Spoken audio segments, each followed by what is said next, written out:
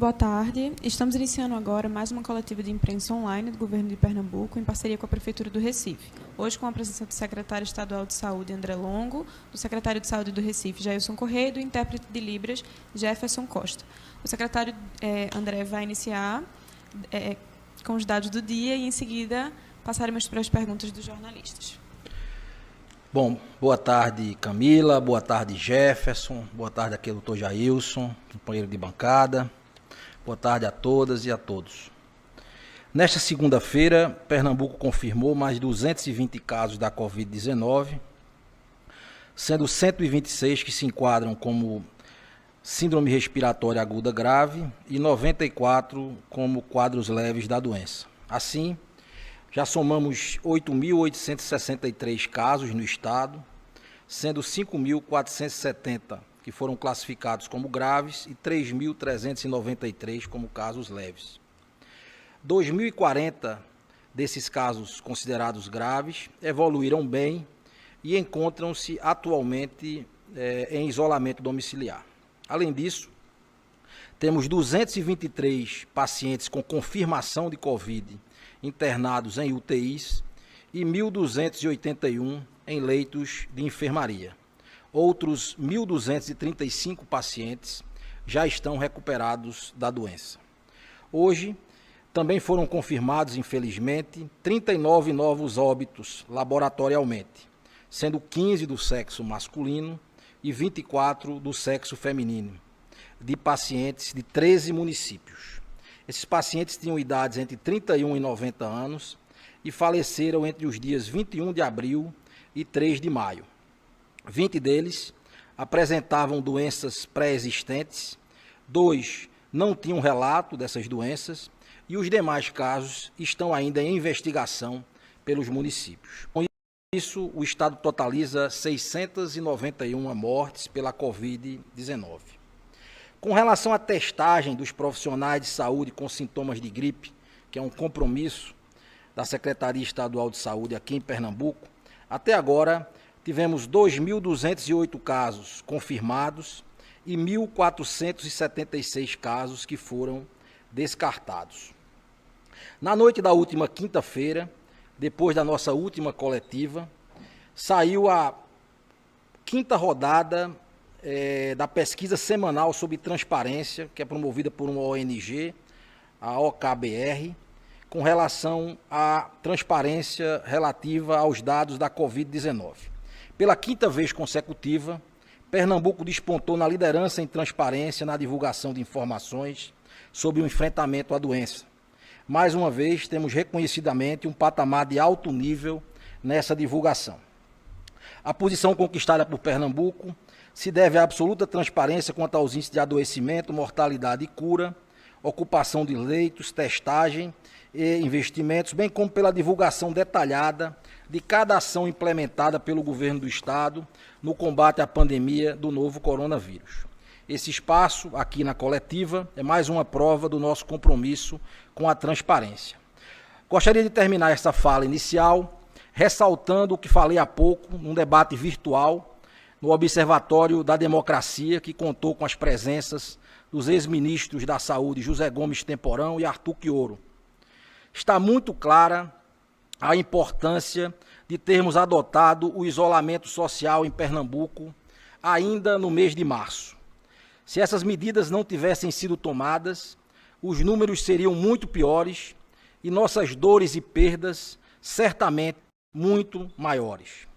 Chegamos a atingir em março taxas de até 70% de isolamento, como nós já relatamos aqui em coletivas anteriores.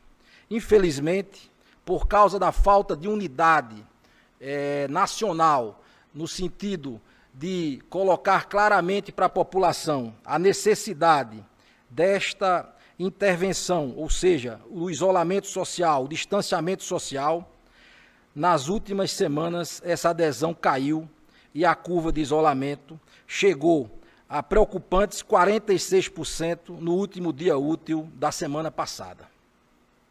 Isso é um fenômeno menor, é um número menor do que gostaríamos e precisamos ter. Não temos outra saída, senão para salvar vidas, para frear o avanço do novo coronavírus, que não seja aumentar esse isolamento social. Podem ter certeza que até em termos econômicos, o custo do isolamento será menor se nós pudermos achatar esta curva e sair disso com segurança.